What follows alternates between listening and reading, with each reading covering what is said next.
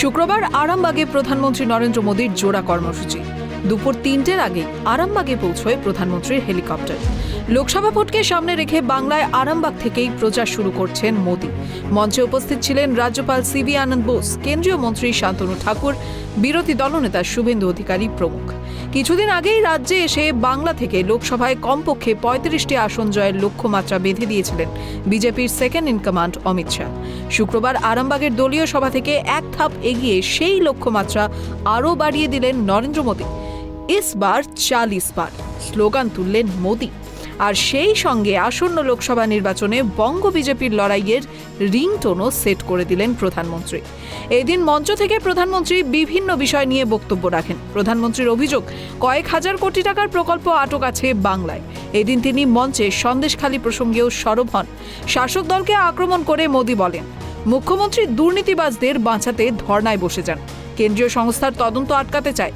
কিন্তু মোদী এগুলো সমর্থন করে না বলেই মোদীকে ১ নম্বর শত্রু বলে মনে করে তৃণমূল।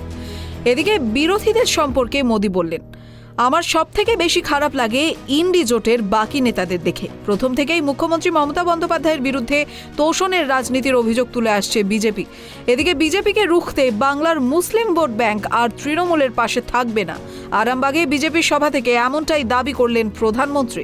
তার কথায়, ভোট ব্যাংকের অহংকার আছে তৃণমূলের, এই অহংকার ভাঙবে। এবার মুসলিম বোনেরাও তৃণমূলের গুন্ডারাজকে উৎখাত করবে।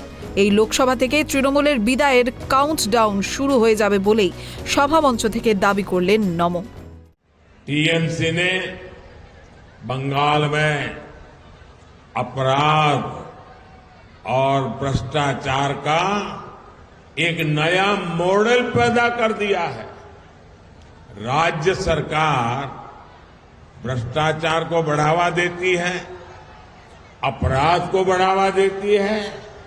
इतना ही नहीं, अपराधियों को संरक्षण के बदले टीएमसी नेताओं को भर भर के पैसे मिलते हैं।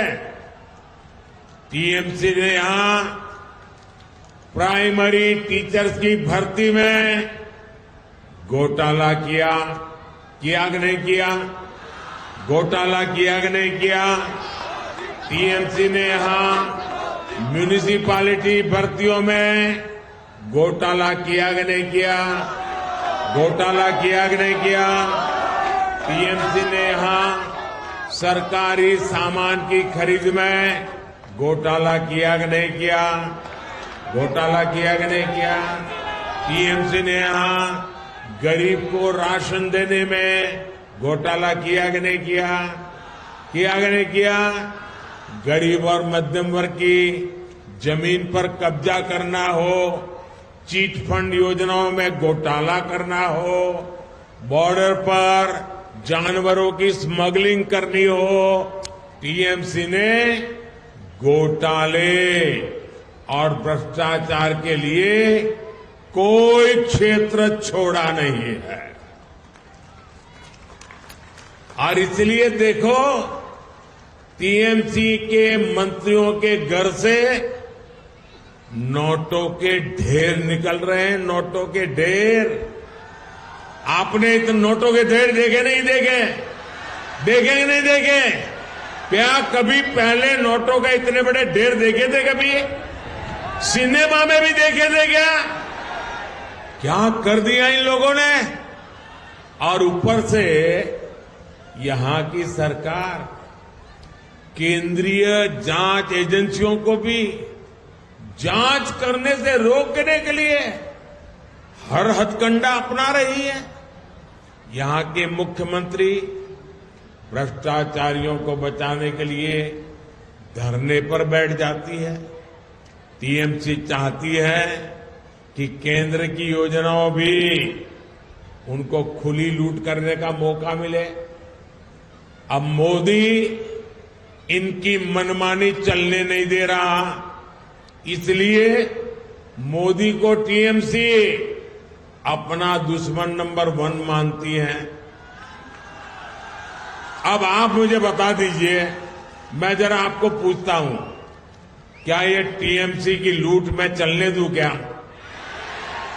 ये टीएमसी जो करती हूं मैं करने दूं क्या? ये पैसा आपका है कि नहीं है?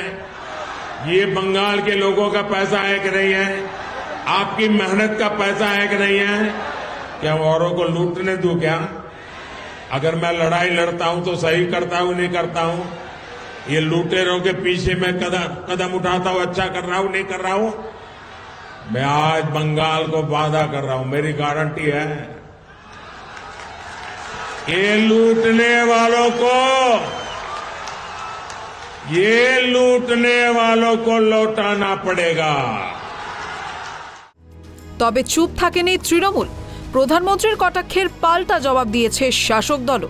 প্রধানমন্ত্রীর সন্দেশখালী প্রসঙ্গে বক্তব্য নিয়ে পাল্টা মুখ খুললেন তৃণমূলের মুখপাত্র শান্তনু সেন। মোদীকে কটাক্ষ করতে ছাড়েননি দেবাংশু ভট্টাচার্য। আমরা বারবার বলেছি সন্দেশখালীতে যা হয়েছে তার অনেকটাই একটা সুপরিকল্পিত চিত্রনাট্য, যে চিত্রনাট্য পরিচালিত এবং প্রযোজিত হয়েছে কেন্দ্রীয় বিজেপি নেতৃত্ব দ্বারা। তা সেই চিত্রনাট্যের পরিচালক এবং প্রযোজক যদি নিজে মঞ্চে আসেন তাহলে তাকে তো চিত্রনাট্য নিয়ে কিছু বলতেই হবে। সারা বাংলার মানুষ ইতিমধ্যে দেখেছে কিভাবে বিজেপির রাজ্য সভাপতি সুকান্ত মজুমদার থেকে শুরু করে তার দলের বিধায়ক অগ্নিমিত্রা পাল থেকে শুরু করে তার দলের বিরোধী দলনেতা শুভেন্দু অধিকারী বাইরে থেকে লোক নিয়ে গিয়ে সেখানে একটা পরিকল্পিত চক্রান্ত করে বিশৃঙ্খলা করার চেষ্টা করেছে। বাংলার মানুষ এটাও দেখেছে যে যাদের বিরুদ্ধে অভিযোগ হয়েছে তৃণমূল কংগ্রেস পরিচালিত সরকার, তৃণমূলের সাথে যুক্ত থাকা শিবু হাজরা, উত্তম সর্দার, শেখ শাহজাহানকে পর্যন্ত অ্যারেস্ট করতে পারে। কিন্তু নরেন্দ্র মোদীকে আমার প্রশ্ন, আপনি সন্দেশখালী নিয়ে বড় বড় কথা বলছেন, আপনি যে রাজ্যে থাকেন সেই গুজরাটের মন্ত্রিসভার সদস্য অর্জুন সিং, তার বিরুদ্ধে আপনার দলেরই প্রাক্তন পঞ্চায়েত প্রধানা বারংবার আটকে রেখে ধর্ষণের অভিযোগ করেছে। আপনাদের হিম্মত হয়েছে তাকে মন্ত্রিসভা থেকে সরানো বা পদক্ষেপ নেওয়া? আপনার হিম্মত হবে ব্রিজভূষণ, আপনার দলের সাংসদ, যিনি মহিলা জাতীয় কুস্তিগীরদের যৌন নির্যাতন করেছে, তার বিরুদ্ধে পদক্ষেপ নেওয়ার হিম্মত আপনি রেখেছেন? আপনারা পারেন না। তৃণমূল কংগ্রেসের সরকার রাজধর্ম পালন করতে পারে, আর আপনি ভারতবর্ষের শীর্ষে বসে পক্ষপাতিত্ব করেন।